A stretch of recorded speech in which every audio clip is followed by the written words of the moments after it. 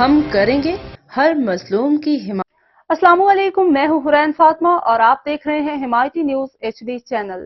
نظر ڈالتے ہیں آج کی اہم خبروں پر۔ GDA رہنما خدا بخش درس اور پرسنل گارڈ کے قتل کا مقدمہ رستم درس کی مدعیت میں 6 ملزمان پر کھائی تھانے پر درج، 2 ملزمان کو گرفتار کر لیا گیا ہے۔ تفصیلات کے مطابق سانگھڑ کے علاقے کھائی تھانے کی حدود میں گزشتہ دنوں GDA رہنما خدا بخش درس اور پرسنل گارڈ کو مسلح ملزمان فائرنگ کر کے قتل کر کے فرار ہو گئے تھے، جس کا مقدمہ رستم درس کی مدعیت میں 6 ملزمان پر کھائی تھانے پر درج کر لیا گیا ہے۔